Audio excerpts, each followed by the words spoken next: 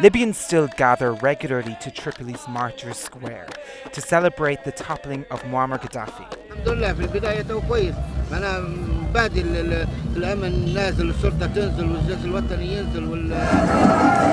But among this crowd, there is still a worrying sign for the future: guns.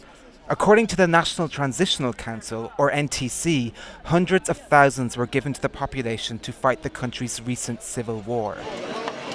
With tribal conflicts and personal score settling on the rise, these same guns are quickly becoming public enemy number one in post-Gaddafi Libya.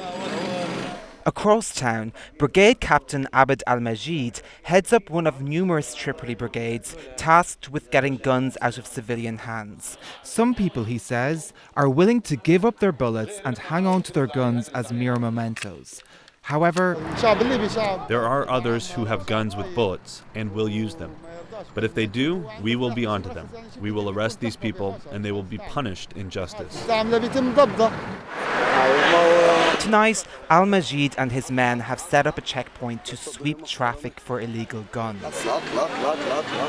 Those with government-issued licenses are let go, but those without? We have to confiscate those guns and interrogate their owners a little to see where they got them, what they will do with them, and why they haven't given them up. And the reasons they haven't given them up often fall into two categories. Some say that Libya is not secure enough yet to remain unarmed. Others, mostly former fighters like Ahmed Suleiman, say that they lost much to defeat Gaddafi and will not relinquish their guns until the new political order is firmly in place.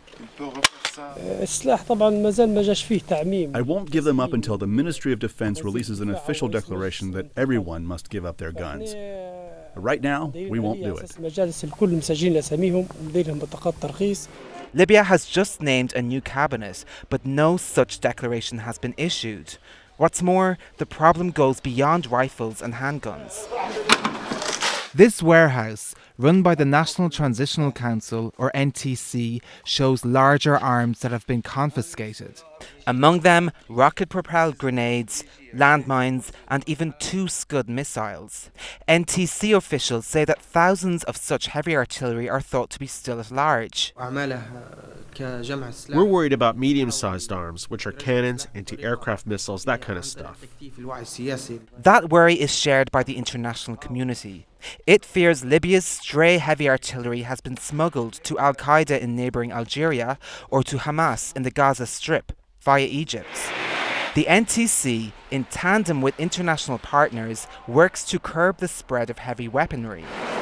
Reducing the number of guns in the hands of civilians falls on the Tripoli Revolutionary Council, the component of the NTC that oversees the capital. Our staff, going around neighborhoods talking about this and, educated people, regarding guns and, the dangers of having guns at home and all of this stuff.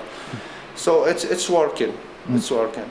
Faraj says he and his team collected over 1,000 arms in just a 2-week period recently. But that is a mere drop in the ocean at this point. And judging from gatherings like these, there are still many Libyans who have no intention of giving up the gun just yet. They're obliged to keep their guns precisely for the security of their families and children. It's too early to give up the guns now. We're not in full security. It's true that people should hand in their guns, but the NTC should choose those people who can keep their guns. All these guys with me have a gun, but they didn't bring them. We just brought them for our collective security. Meanwhile, back at Brigade Captain al-Majid's barracks, there is a party to celebrate a bust that day of an arms cache belonging to a Gaddafi loyalist. Al-Majid says he understands the fears driving those to keep guns, but he's determined to limit their numbers. Gaddafi is dead, and the old era of Gaddafi is over, and it's a new future we have in Libya. It's a new era, and what's more, we've created it with our own hands.